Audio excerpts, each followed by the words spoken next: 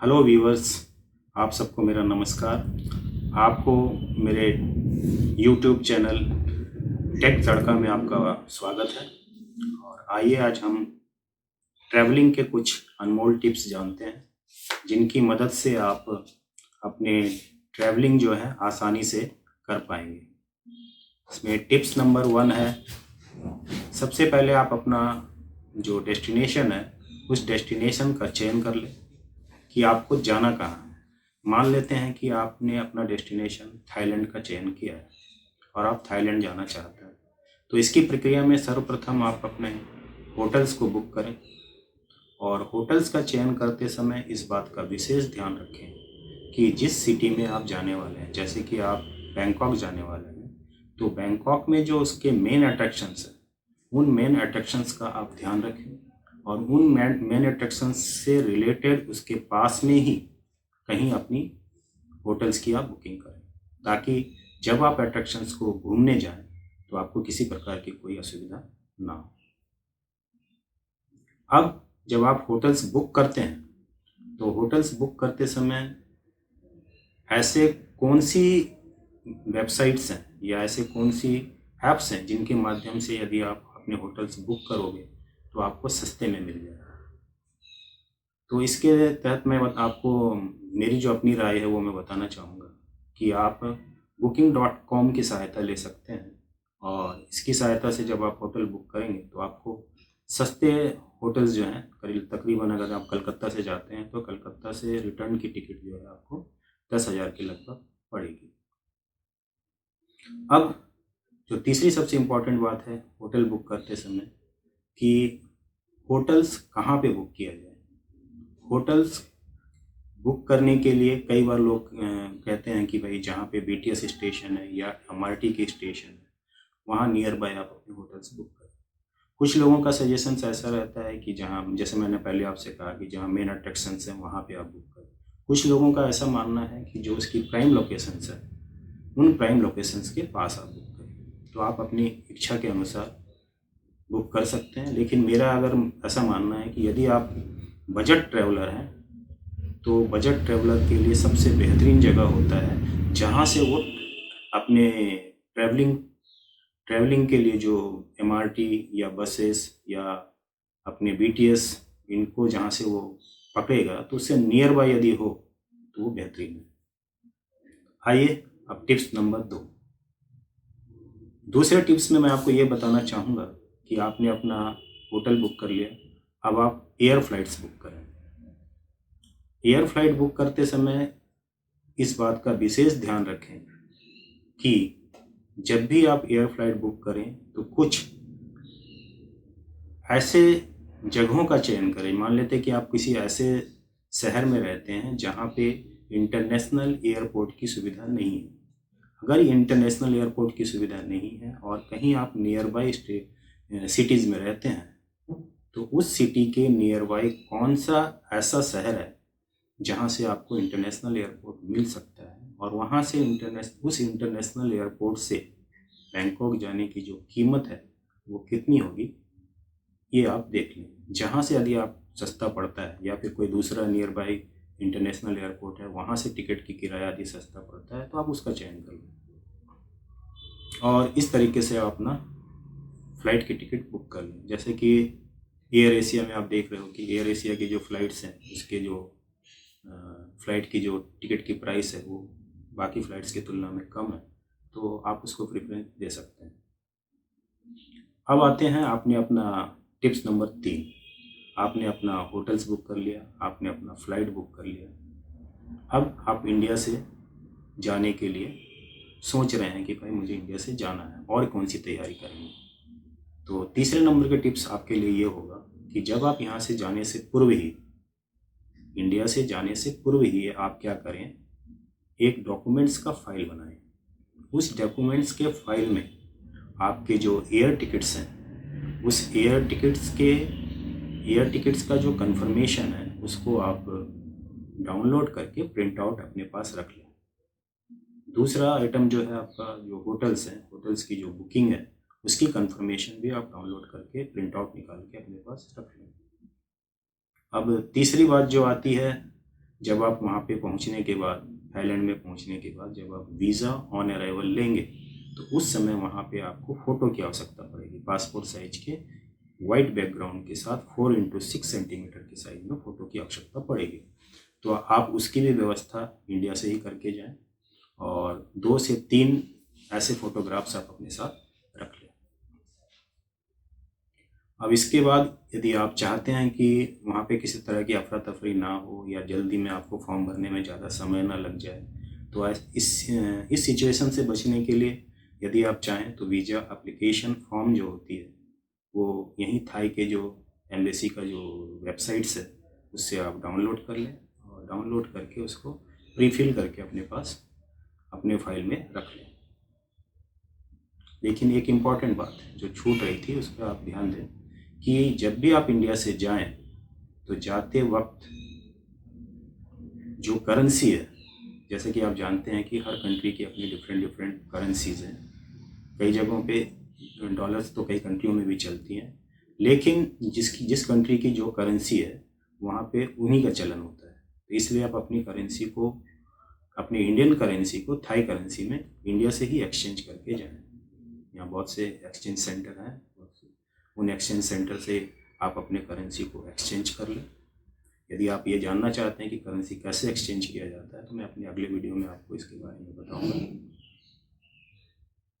अब जब भी आप अपनी करेंसी को एक्सचेंज करें तो करेंसी एक्सचेंज करने के बाद जो उसकी एक्सचेंज रिसिप्ट होती है उस रिसिप्ट को भी अपने पास रख लें। जैसे कि थाई के जो नियम हैं, वहाँ के नियम के अनुसार जैसे आप यदि सोलो ट्रैवलर हैं तो सोलो ट्रैवलर्स के लिए क्या है कि 10,000 थाई बात वहाँ होने चाहिए, जो कि लगभग अपने इंडियन रुपीज़ के अप्रॉक्सीमेट 20,000 के आसपास होता है। और यदि आप फैमिली के साथ ट्रैवल कर रहे हैं तो आपके पास 20,000 थाई बात होने चाहिए, जो अप्रॉक्सीमेट 50,000 इंडियन रुपीज़ के आसपास होता है। तो आपने ये सारी तैयारियां कर ली। इसके साथ एक चीज़ और ना भूलें, अपने साथ एक पेन अवश्य रखें लिखने के लिए, ताकि कहीं किसी प्रकार की कोई फॉर्म भरनी हो, कुछ भी हो तो आप उसे आसानी से फिल कर पाएँ। अब आप इंडिया से बैंकॉक जाने के लिए पूरी तरह से तैयार हैं। अपनी लगेज पैक करें। लगेज पैक करके यदि आप पहली बार यात्रा कर रहे हैं, टिप्स नंबर 4 रहेगा ये हमारे तरफ से कि यदि आप इंडिया से पहली बार यात्रा कर रहे हैं तो पहली यात्रा के दौरान आप इंटरनेशनल एयरपोर्ट में कम से कम 3 से 4 घंटे पहले पहुँचें। अब प्रश्न ये उठता है कि 3 से 4 घंटा पहले क्यों पहुँचा जाए। 3 से 4 घंटा पहले पहुँचने से जो आपकी जो चेक इन की प्रक्रिया है वो समय ले लेता है। जैसे बोर्डिंग हुआ, सिक्योरिटी चेक हुई और वापस फिर से जो फाइनल चेक इन करके जब आप फ्लाइट में जाते हैं तो यहाँ पे इसकी प्रोसेस को समझने में, पहली बार जब आप जाते हैं तो इसकी प्रोसेस को समझने में, काउंटर्स को ढूंढने में और उस प्रक्रिया में आपको कुछ समय ज़्यादा लग सकता है। इसलिए आप 3 घंटा का समय लेके जाएं, 3-3.5 घंटे का समय लेके जाएं तो बेहतरीन होगा पहली यात्रा के दौरान। बाकी जैसे जैसे आप हैबिचुअल होते जाएंगे तो आप उसके हिसाब से समय को घटा बढ़ा सकते हैं। अब जब अपने लगेज के साथ आप इंटरनेशनल एयरपोर्ट में पहुंच जाते हैं तो सबसे पहले एक नॉमिनल सिक्योरिटी चेकअप होता है, जिसमें आपके आई कार्ड वगैरह देखे जाते हैं कि भाई आपकी आई कार्ड बराबर है कि नहीं, आप भारतीय नागरिकता रखते हैं कि नहीं, या फिर कोई विदेशी नागरिकता रखते हैं, तो चेक करते हैं और चेक करके आपको अंदर ले लेते हैं। जब आप इंटरनेशनल एयरपोर्ट में पहुंच जाते हैं तो जैसे कि मान लेते हैं आपने कलकत्ता एयरपोर्ट से अपना यात्रा शुरू करने का सोचा है, तो कलकत्ता एयरपोर्ट में ही आपको जो उसकी चेक इन की प्रक्रिया है, जो अपनी लगेज को आप चेक करेंगे, चेक करने के बाद उसको चेक इन करने के बाद अपना बोर्डिंग पास लेंगे, लगेज डालने के बाद अपना बोर्डिंग पास लेंगे और बोर्डिंग पास में आपकी जो गेट नंबर है वो गेट नंबर लिखी हुई रहती है। उस गेट नंबर की सहायता से आप फाइनल चेक इन करें। फाइनल चेक इन करने के आधा घंटा पहले, जैसे कि फ़्लाइट उठने के आधा घंटा से 40 मिनट पहले लोग अंदर जाना शुरू हो जाते हैं, तो आप चले जाइए, जाकर अपने फ़्लाइट में जो सीट नंबर दी गई है उस सीट नंबर में आप बैठ जाएं। अब टिप्स नंबर 5, जब फ्लाइट उड़ने वाला हो या जब फ्लाइट टेक ऑफ करने वाला हो और जब फ्लाइट लैंड करता है, जैसे कि बैंकॉक से पहले आपकी फ्लाइट लैंड करेगी, तो इस टेक ऑफ और लैंडिंग के बीच आप अपने मोबाइल्स को यदि चालू रखते हैं तो कोई प्रॉब्लम नहीं है, लेकिन टेक ऑफ और लैंडिंग के समय अपने मोबाइल्स को या तो आप स्विच ऑफ रखें या फिर उसको फ्लाइट मोड पे डाल के रखें। साथ ही साथ अपने सीट बेल्ट को बांधना अवश्य कंफर्म करें कि आपकी सीट बेल्ट बंधी हुई है, उसको ध्यान रखें। अब आप इंडिया से उड़े और उड़ने के बाद अपने डेस्टिनेशन आप बैंकॉक इंटरनेशनल एयरपोर्ट में आप पहुंच गए। ठीक है। बैंकॉक में जनरली 2 इंटरनेशनल एयरपोर्ट है, एक डॉन मेओंग इंटरनेशनल एयरपोर्ट है और दूसरा ये बैंकॉक का जिसको कि सुवर्ण भूमि एयरपोर्ट बोलते हैं। तो ये सुवर्ण भूमि एयरपोर्ट भी एक इंटरनेशनल एयरपोर्ट है जो इसका मेन एयरपोर्ट है। अब आप एयरपोर्ट में पहुंच गए। तो एयरपोर्ट पहुंचने के बाद टिप्स नंबर 6 में आपको मैं ये बता सकता हूँ कि आप जब इंटरनेशनल एयरपोर्ट में पहुँचे तो पहुँचने के बाद सबसे पहले वीज़ा ऑन अराइवल के लिए वीज़ा ऑन अराइवल के काउंटर की तरफ बढ़ें। ठीक है। वीज़ा ऑन अराइवल काउंटर की तरफ जब आप जाएंगे तो आप पाएंगे कि वहाँ पे 2 लाइनें, 2 क्यू है। एक क्यू को अपन एक्सप्रेस क्यू बोलते हैं और दूसरा क्यू जो आपको लंबा दिखाई पड़ेगा, जो लंबी क्यू दिखाई पड़ेगी, आप समझ जाना कि ये जनरल क्यू है। और वहाँ पे क्लियर लिखा हुआ रहता है कि ये वीज़ा ऑन अराइवल के जो वीज़ा ऑन अराइवल इस पर लिखा हुआ रहता है बोर्ड पे। तो आप वहाँ पे जाएं। यदि आपने पहले से ही फॉर्म को प्री फिल कर रखा है, वीज़ा ऑन अराइवल का जो एप्लीकेशन फॉर्म है, यदि आपने उसको प्री फिल कर रखा है तो आप उसको वहीं पे अपने डॉक्यूमेंट्स लगा के आप सबमिट कर दें। और यदि आपने प्री फिल नहीं किया है तो वहीं पे ट्रे में वीज़ा ऑन अराइवल फॉर्म रखा हुआ होगा, अराइवल कार्ड रखा हुआ होगा और आपके पास डिपार्चर कार्ड जब आप डिपार्चर करके आए थे, अपने फ्लाइट से आए थे, तो उस समय आपको बोर्डिंग पास दिए गया है। तो उनकी सहायता से आप अपने सारे जो डिटेल्स हैं उन सारे डिटेल्स को आप भर लें। इस तरीके से आपको वीज़ा ऑन अराइवल मिल जाएगा। इमिग्रेशन के लिए वहाँ पे जो अधिकारियों की कुछ एक छोटी सी समूह रहती है जो आपसे कुछ प्रश्न पूछ सकते हैं, भाई आप कहाँ से आ रहे हैं, वहाँ इंडिया में क्या करते हैं और यहाँ क्यों आए हैं, कितने दिनों के लिए आए हैं, आपकी वो वापसी की रिटर्न टिकट्स देख सकते हैं या आपके होटल्स के कंफर्म बुकिंग्स देख सकते हैं, या आपसे ये भी पूछ सकते हैं कि आपके पास जो थाई की करेंसीज है क्या वो अवेलेबल है और है भी तो कितनी मात्रा में है। तो आप उन्हें बता दें और आसानी से इमिग्रेशन भी ले लें। मान लेते हैं आपने अपना वीज़ा ऑन अराइवल ले लिया, आपने इमिग्रेशन का हो गया आपका कंफर्म। अब करना क्या है, अब आपको अपने होटल तक पहुंचना है। जब आप इंटरनेशनल एयरपोर्ट पे उतरे तो उतरने के बाद आपने अपने वीज़ा ऑन अराइवल ले लिया, आपने इमिग्रेशन कर लिया। अब सबसे इम्पॉर्टेंट चीज़ है कि आप अपने एयरपोर्ट से होटल तक कैसे जाएंगे।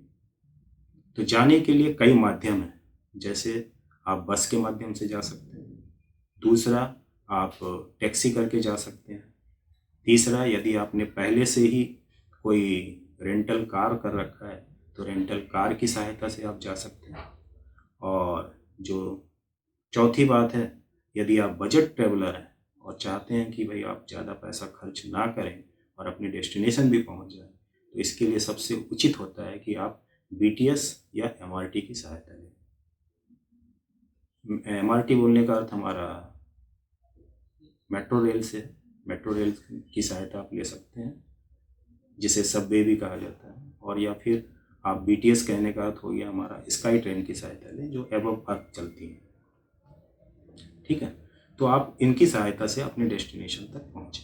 अपने बजट के हिसाब से आप देख लें कौन सी आपके लिए सूटेबल है, और जो सूटेबल है उसकी सहायता से आप आगे प्रस्थान करें। अब टिप्स नंबर 8 जो सबसे इम्पॉर्टेंट मुझे लगता है कि आप अट्रैक्शंस को कैसे कवर करेंगे। आप सिटी में आ गए, आप अपने होटल में पहुंच गए, पहुंचने के बाद आपने रेस्ट किया और फ्रेश हो गए। फ्रेश होने के बाद अब आपके दिमाग में ये प्रश्न आता है कि मैं तो इस शहर में घूमने आया हूँ, इस शहर को देखने आया हूँ, इस शहर के कुछ जो मेन अट्रैक्शंस है उसको देखने आया हूँ, लेकिन अट्रैक्शंस को देखते समय हमेशा बजट आड़े आता है। इस बात को विशेषतया ध्यान रखिएगा कि कुछ अट्रैक्शंस ऐसे होते हैं जिन्हें आपको छोड़ना ही पड़ता है। मान लेते हैं कि किसी शहर में कुल 20 अट्रैक्शंस हैं और आप 20 के 20 अट्रैक्शंस को यदि कवर करना चाहेंगे तो पहली चीज़ समय ज़्यादा चाहिए, दूसरी चीज़ आपकी बजट भी अधिक लगेगा। तो इन दोनों चीज़ों से बचने के लिए आपको अपनी जो आइटिनरी है उस आइटिनरी को प्री डिसाइड कर लें कि भाई पहले दिन में हमें इन जगहों पे जाना है, दूसरे दिन में हमें इन जगहों पे जाना है, तीसरे दिन हमें इन जगहों पे जाना है और इन जगह पे ये अट्रैक्शंस है जिसे मुझे कवर करनी है। और इन अट्रैक्शंस में होने वाले जो खर्चे हैं उन होने वाले खर्चे को भी आप प्री डिसाइड कर लें। या जैसे बहुत से हॉलीडेफाई एक ऐप है जिसकी सहायता से आप चेक कर सकते हैं, या के लुक के सहायता से भी आप चेक कर सकते हैं कि भाई वहाँ पे लगने वाला जो टिकट है उस टिकट की कीमत क्या है। और दूसरा, जो आप ट्रैवलिंग करते हुए उस अट्रैक्शन तक जाएंगे तो उस अट्रैक्शन तक जाने के लिए जो लगने वाला जो खर्च है उस खर्च को भी आप पहले से तय कर लें। जब ये दोनों चीज़ें आपने तय कर लेंगे तो आपको एक क्लियर बजट आपको मिल जाएगा कि मेरे इतने खर्च होने वाले हैं। जैसे बहुत से ऐसे अट्रैक्शंस हैं जो ज़्यादा खर्चीला है लेकिन इम्पॉर्टेंट भी है, तो उसमें हो सकता है कि आप किसी दूसरे अट्रैक्शंस को माइनस कर दें और उस अट्रैक्शन को प्लस कर दें जिसे आप दिल से चाहते हैं कि मैं इस जगह जाऊं। जैसे कुछ लोगों को गार्डन पसंद नहीं है या गार्डन में जाना, या जनरली आप इंडिया में भी बड़े बड़े गार्डन्स में घूम चुके होंगे तो गार्डन्स आपके लिए बहुत ज़्यादा अट्रैक्शंस नहीं होगा, तो ऐसे समय में उस गार्डन को आप स्किप कर सकते हैं। या कोई जू है, जैसे आपने भाई कभी ओशन वर्ल्ड नहीं देखा, जैसे कि ओशन के अंदर जो ट्यूब के अंदर उसके जो ओशन की दुनिया को हम देखते हैं वो आपने पहले नहीं देखा है मान लीजिए, तो उसको अपने लिस्ट में शामिल कर लीजिए। और जिन चीज़ों को आपने देखा हुआ है जैसे कि कोई पार्क है, जैसे कि कोई जू है, जैसे कि जिन जो चीज़ें आपको लगता है कि ये मेरे लिए बहुत बड़ा अट्रैक्शंस नहीं है उनको अपनी लिस्ट से आप बाहर कर दीजिए और वो पैसे जो बचेंगे उस पैसों का इस्तेमाल वहाँ आप कर लीजिए जो आपके लिए मेन अट्रैक्शंस है। तो इस तरीके से मैं समझता हूँ कि आप अपने बजट को भी डिसाइड करते हुए आप अपने अट्रैक्शंस को कवर कर सकते हैं। जैसे मंदिर मान लेते हैं कि वहाँ भगवान बुद्ध के बहुत सारे मंदिर हैं और मंदिर तो सभी दर्शनीय होते हैं और मंदिर तो सभी प्रार्थनीय भी होते हैं, भाई प्रार्थना योग्य हर एक मंदिर है, लेकिन आपको उसमें से कुछ मंदिर का चयन करना पड़ेगा। जैसे इंक्लाइन बुद्धा है, जैसे बिग बुद्धा है, तो इन दो तीन जो मेन अट्रैक्शंस हैं भगवान बुद्ध जी का उनको आप चयन कर लें और बाकी जो हैं उनको आप लेफ्ट कर दें, क्योंकि सारे को कवर करना पॉसिबल नहीं है। अब आते हैं हम बजट ट्रैवलर्स के लिए कुछ और इम्पोर्टेंट बातें बताना चाहेंगे कि आप एंट्री फीस और अपने खाने की जो खर्च है खाने का जो खर्च है, इन दोनों खर्चों को पहले से डिसाइड कर लें। और खर्च में ऐसा होता है कि कई बार आदमी किसी बड़े होटल्स में चला जाता है और बाद में फिर वो अनुभव करता है कि भाई उसने अपने बजट से ज़्यादा खर्च यहाँ खाने में कर दिया। पहली बात तो जब आप होटल चयन करते हैं तो उस वक्त ऐसे होटल का चयन करें जहाँ पे ब्रेकफास्ट की सुविधा हो। ब्रेकफास्ट दबा के करें और जब निकलें तो हो सके संभव हो तो दोपहर के खाने को जूस या फ्रूट्स या अन्य कोई ऐसी चीज़ें खाकर जिससे आपका स्वास्थ्य भी अच्छा रहे और आपकी बजट भी बैलेंस रहे, उसको आप दोपहर के खाने को जूस, फ्रूट्स या अन्य कोई छोटी मोटी आहार के साथ मैनेज कर दें और रात का खाना आप खाएं। इस तरह से आपके बजट में भी रहेगा और आप ज़्यादा से ज़्यादा जगह भी घूम पाएंगे। और अंत में जाते जाते मैं आपके लिए कुछ और इम्पॉर्टेंट ऐप्स है जिनकी प्रयोग आपको मैं बताना चाहूँगा कि जब आप ट्रैवलिंग करते हैं तो ट्रैवलिंग करते समय इन ऐप्स का प्रयोग हमेशा करना चाहिए। जैसे कि आपको यदि थाईलैंड में यदि टैक्सी बुकिंग करनी है तो वहाँ पे ग्रैब नाम का एक ऐप्स है जिसकी सहायता से आप वहाँ टैक्सी बुक कर सकते हैं। दूसरा जैसे के लुक की सहायता से आप टैक्सी बुक कर सकते हैं। आप 2 व्हीलर बुक कर सकते हैं, 4 व्हीलर रेंटल बुक कर सकते हैं, विथ ड्राइवर बुक कर सकते हैं। और साथ ही साथ जो अट्रैक्शंस हैं, अट्रैक्शंस की टिकट आप ऑनलाइन पहले ही बुक कर सकते हैं। हो सकता हूँ कई कई टिकट में आपको वहाँ पे सब्सिडी भी मिल जाती है, तो उन सब्सिडीज़ का या फिर वहाँ पे जो आपको जो डिस्काउंट्स मिलती है उन डिस्काउंट्स का आप फ़ायदा उठा लें। इसके अलावा जब अट्रैक्शंस का आप चयन करते हैं तो एक ऐप है हॉलिडेफाई। हॉलिडेफाई का भी आप डाउनलोड कर लें उस ऐप को भी, और उस ऐप की सहायता से आप सारी चीज़ों को, सारे अट्रैक्शंस को जान लें। और हाउ टू रीच, उसके हाउ टू रीच का जो कॉलम है उसको अवश्य पढ़ें कि भाई आपकी डेस्टिनेशन कहाँ है, आपका स्टे कहाँ है और आपका जो अट्रैक्शन है वो कहाँ है। उन दोनों के बीच में जो डिस्टेंस है किलोमीटर्स में कितने हैं, उनमें जाने की सुविधाएं कौन कौन सी है और किस माध्यम से आप वहाँ बेटर तरीके से बजट में पहुँच सकते हैं। तो इस चीज़ को भी आप अच्छी तरीके से रीड कर लें। साथ ही साथ MRT और BTS का ज्ञान पूरा रखें। मैं हमेशा कहता हूँ कि किसी भी बजट ट्रैवलर के लिए बहुत इम्पोर्टेंट होता है कि आप MRT और BTS में की जो कम्युनिकेशंस है कि कहाँ से इसको चेंज करना है, कौन सा इसका BTS स्टेशन है, कौन सा MRT स्टेशन है, और MRT और BTS दोनों को कहाँ आपस में कोलाइड करती है, किन स्टेशन में इसको चेंज करना है, और इसकी जो मैप है उस मैप को अच्छी तरह से रीड कर लें। जैसे कौन सी ब्लू लाइंस की है, कौन सी रेड लाइंस की है, कौन सी ऑरेंज लाइंस की है, ये सब चीज़ों को अच्छे से समझ लें। और समझने के बाद खुशीपूर्वक यात्रा करें, आनंद से मज़े लें अपने परिवार के साथ। और ईश्वर से मेरी प्रार्थना है चलते चलते कि आप स्वस्थ रहें, मस्त रहें और अपने परिवार के साथ ट्रैवलिंग का भरपूर आनंद लें। नमस्कार।